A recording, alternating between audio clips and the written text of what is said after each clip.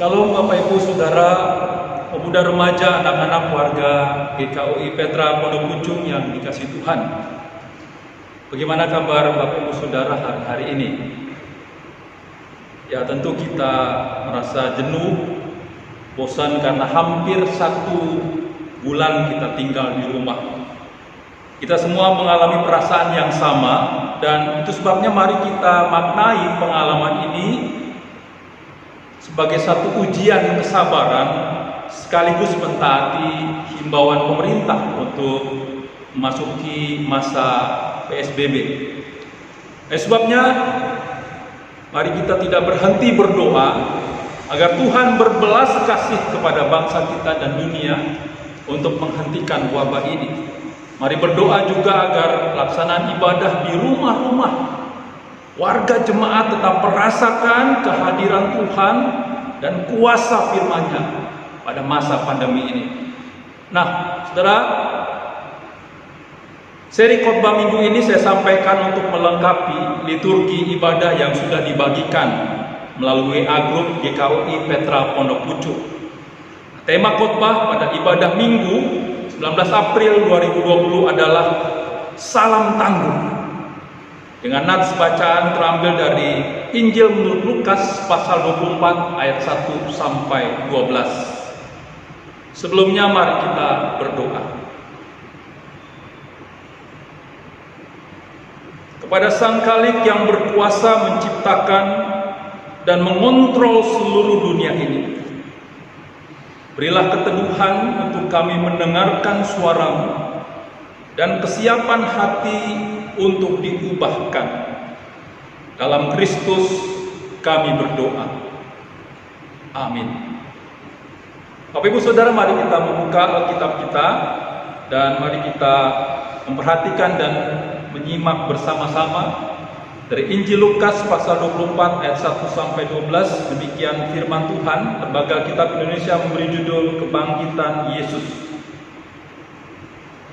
Tetapi pagi-pagi benar pada hari pertama minggu itu, mereka pergi ke kubur membawa rempah-rempah yang telah disediakan mereka.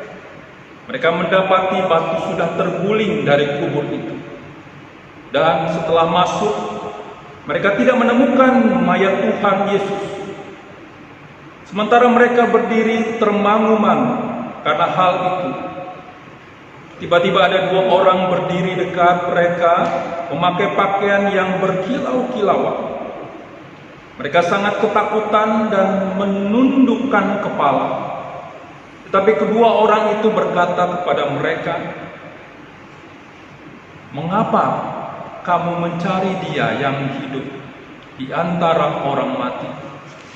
Dia tidak ada di sini. Dia telah bangkit. Ingatlah apa yang dikatakannya kepada kamu ketika Ia masih di Galilea, yaitu bahwa Anak Manusia harus diserahkan ke tangan orang-orang berdosa dan disalibkan, dan akan bangkit daripada hari ketiga."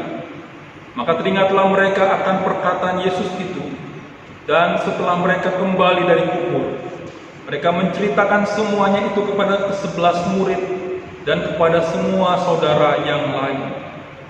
Perempuan-perempuan itu ialah Maria dari Magdala dan Yohana dan Maria ibu Yakobus dan perempuan-perempuan lain juga yang bersama-sama dengan mereka memberitakannya kepada rasul-rasul.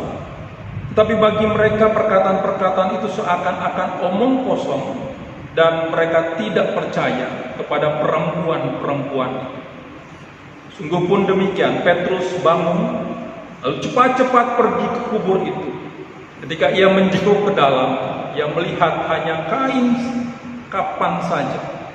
Lalu ia pergi dan ia bertanya-tanya dalam hatinya, apa yang kiranya telah terjadi. Demikian jauh pembacaan firman Tuhan. Yang berbahagia adalah setiap kita yang membaca, mencintai, dan melakukan firman dalam kehidupan kita sehari-hari. Terpujilah Kristus. Haleluya.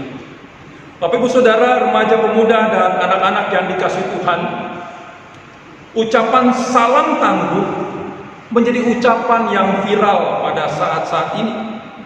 Salam tangguh diucapkan sebagai kata penutup oleh sosok penting mulai dari Presiden, Ketua BNPB, dan pejabat-pejabat yang lain ketika mereka menyampaikan pengumuman penting di media center. Salam tangguh adalah salam yang dilontarkan guna memberi semangat dengan posisi tangan dikepalkan. Salam tangguh seumpama salam komando untuk memotivasi warga bangsa untuk mengikuti arahan dan bekerja sama memerangi wabah saat ini. Saudara-saudara, lebih dari itu rupanya salam tangguh yang diucapkan para pemimpin-pemimpin bangsa kita mengingatkan bahwa leluhur bangsa ini pun adalah manusia tangguh yang mampu melewati derasnya tantangan zaman. Nenek moyang kita berhasil menaklukkan lautan yang luas. Nenek moyang kita berhasil menaklukkan pegunungan yang tinggi. Nenek moyang kita berhasil mengusir penjajah dari tanah air kita. Dan nenek moyang kita juga berhasil lewat daripada wabah penyakit.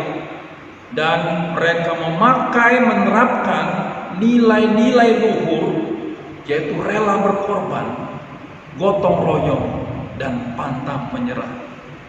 Sebabnya warisan leluhur inilah yang wajib umat pergunakan, gali, pelajari, dan terapkan guna menjadi senjata pamungkas melewati masa-masa yang penuh dengan tekanan ini. Bapak Ibu Saudara pemuda, remaja, dan anak-anak warga Jemaat GKI Petra Pondok Pucung yang dikasihi Tuhan, mari kita teliti arti kata tangguh. Surat Kamus Besar Bahasa Indonesia mengartikan kata tangguh dengan sukar dikalahkan, mandiri, kuat, andal, tabah, tahan menderita, ulet, kukuh, mampu, perkasa, pantang menyerah. Kata bahasa Inggris yang lebih tepat dikatakan toughness, strong, firm, downright, and hard to defeat. Sebabnya kalau kita maknai dengan utuh bahwa manusia tangguh bisa kita artikan sebagai pribadi yang bukan saja kuat secara fisik, tetapi lebih daripada karakter yang kukuh. Pribadi yang mempunyai mental prima untuk bertahan pada masa-masa penderitaan. Manusia yang tangguh adalah pribadi yang melihat kesulitan sebagai langkah transformasi diri. Pribadi yang tangguh atau manusia yang tangguh adalah pribadi yang tetap fokus kepada tujuan yang luhur dan mulia itu, meski dihadapkan dengan resiko, ancaman, dan kerugian sekalipun. Manusia yang tangguh adalah pribadi yang merawat selera humor dan dapat tertawa tentang hari depan meski ada badai kehidupan, karena keyakinan iman kepada Allah yang berdaulat. Surah Alkitab sebagai warisan iman orang percaya juga mencatat ada banyak manusia tangguh. Contohnya adalah Musa, Yosua, Daniel, Paulus, Timotius, ada banyak nama dalam perjanjian lama dan perjanjian baru. Dan dalam khotbah ini saya tidak membahas itu, tetapi saya hanya fokus membahas kepada kesejajaran peran dan nasihat khusus. Galatia pasal 3 ayat 28. Manusia tangguh bukan hanya didominasi oleh kaum pria saja. Ada banyak dalam Alkitab perempuan-perempuan yang tangguh. Dan bukan hanya itu, mereka hidup berdampingan dengan penderitaan. Bahkan dikatakan bahwa mereka tidak menyayangkan nyawa mereka untuk menderita bagi seseorang yang mereka kasihi. Sekarang mari kita teliti rangkaian peristiwa sejak Yesus dihadapkan di Mahkamah Agung, lalu dibawa ke Pilatus, kemudian diserahkan ke Herodes, lalu dipimpong kembali kepada Pilatus, sampai Yesus Kristus mengakhiri hidupnya di tempat yang bernama Tengkorak menurut Lukas pasal 23 ayat 33 dan 46. Dalam peristiwa kritis dan krisis ini, perempuan-perempuan menjadi saksi mata kematian Yesus di Golgota. Perempuan-perempuan menjadi saksi mata serta pemberita pertama dari kebangkitan Yesus Kristus. Tentu Alkitab mencatat ada satu tokoh, yaitu Yohanes, yang juga bersama-sama dengan perempuan-perempuan itu. Lalu apa relevansi salam tangguh dengan situasi sulit di mana pasien corona yang makin bertambah dan kian memasuki masa PSBB ini?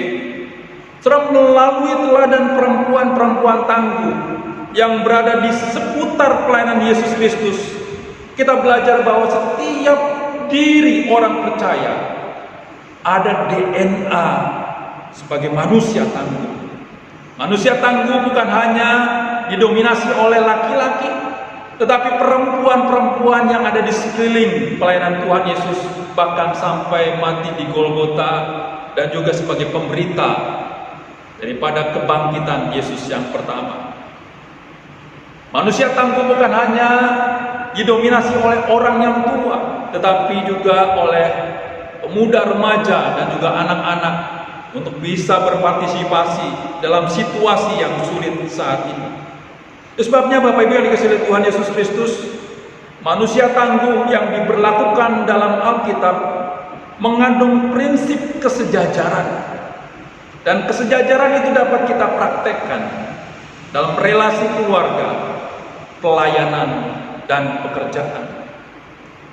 So, dalam relasi keluarga, seorang bapak selaku kepala keluarga bisa berperan menjadi manusia tangguh dengan menjadi inisiator memulai ibadah, baik ibadah harian, doa bersama, dan pembacaan Alkitab.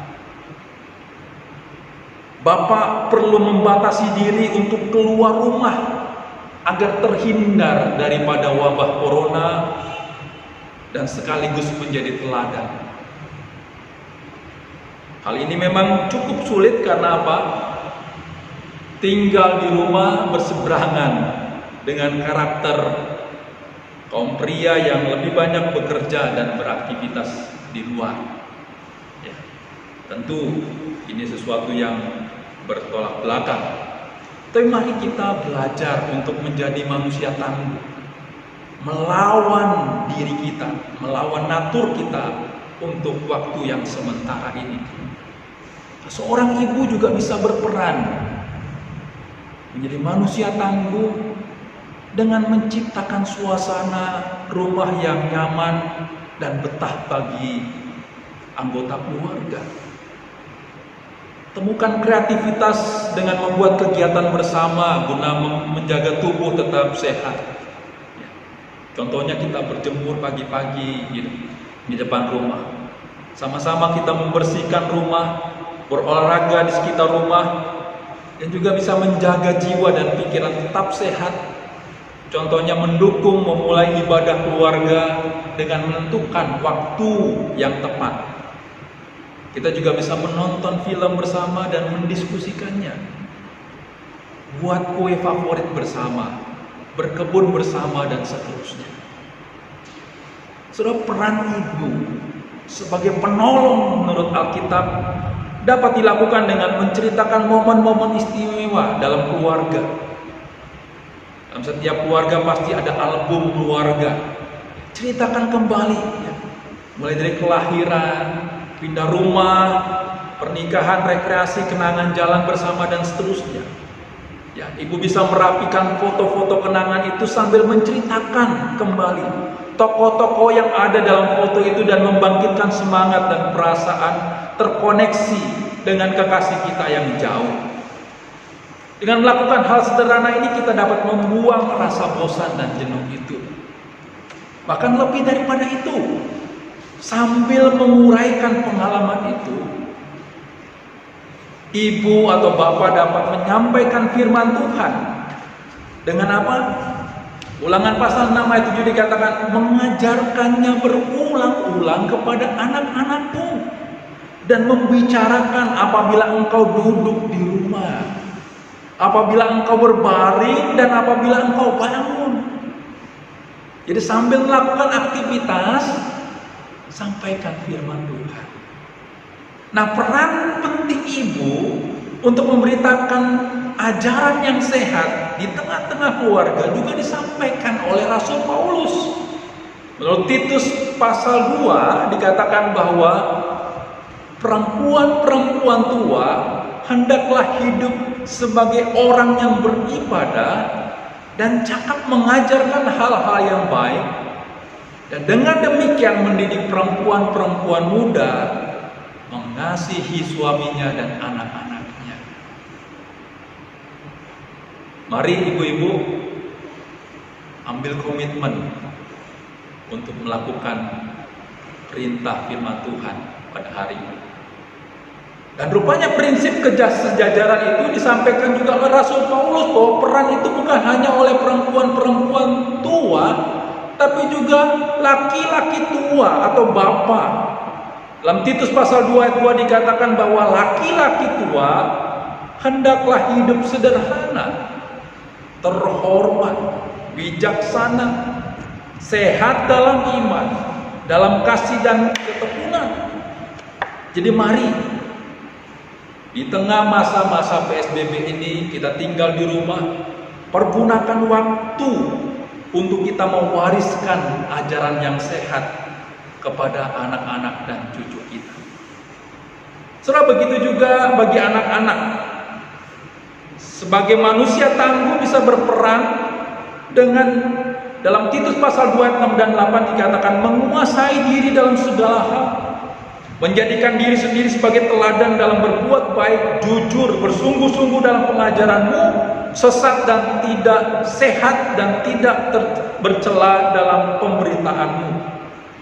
Dengan adanya himbauan pemerintah untuk belajar dari rumah atau bekerja dari rumah, beribadah di rumah selama masa pandemi ini, tentu menimbulkan kejenuhan, terutama bagi remaja dan pemuda. Ya, kejenuhan itu perlu dilawan dengan membangun imajinasi diri dan pikiran kita dengan kisah-kisah inspiratif, baik yang bersumber dari Alkitab maupun daripada influencer-influencer.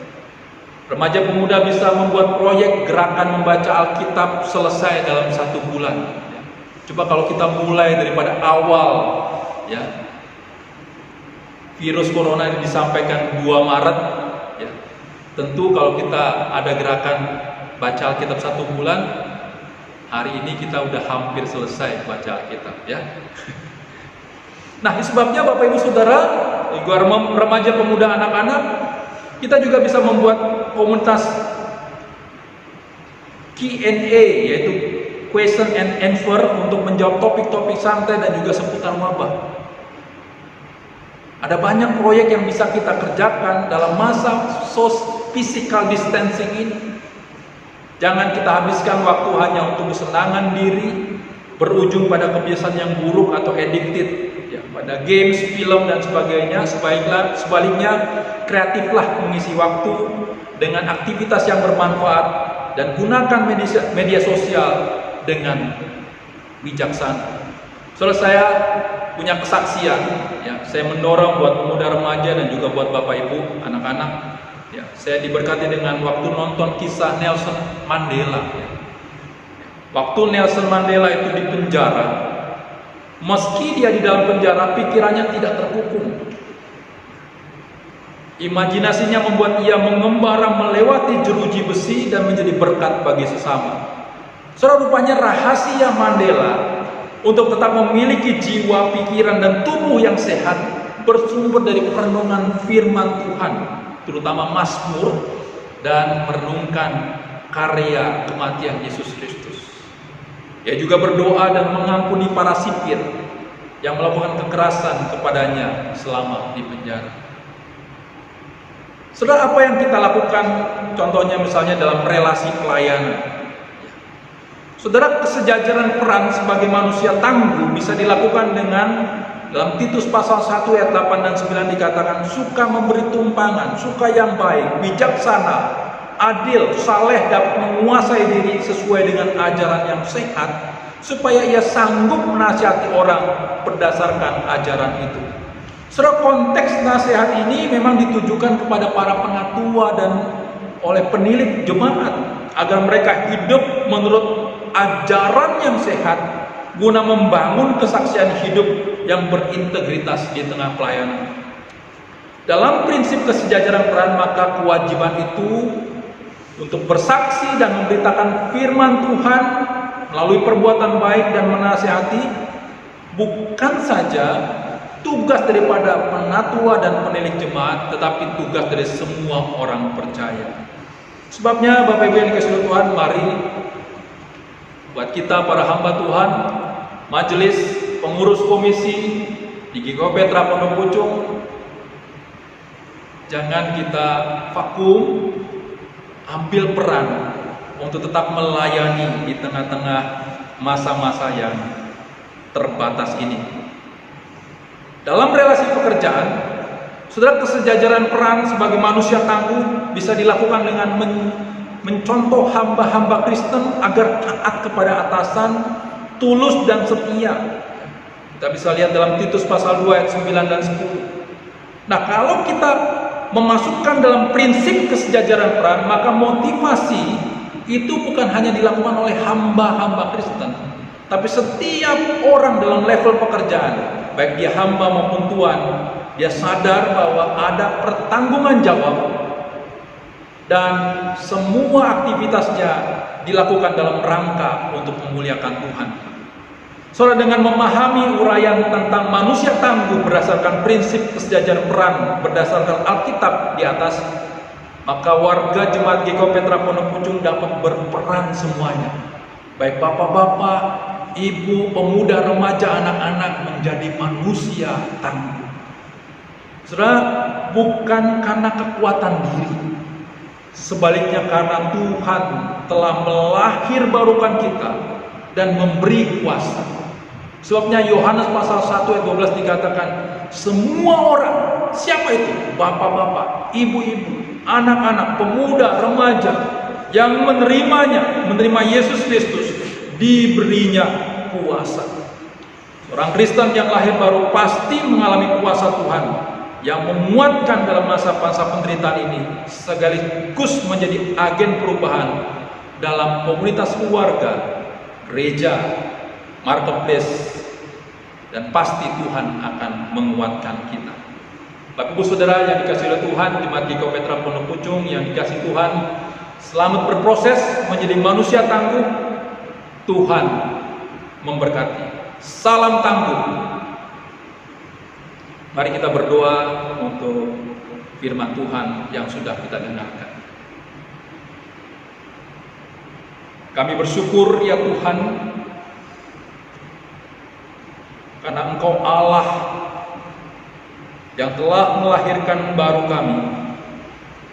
Itu sebabnya kuasa-Mu bekerja atas kami, dan kami pasti sanggup melewati masa-masa yang penuh dengan kesukaran ini. Dalam Kristus kami memohon. Amin.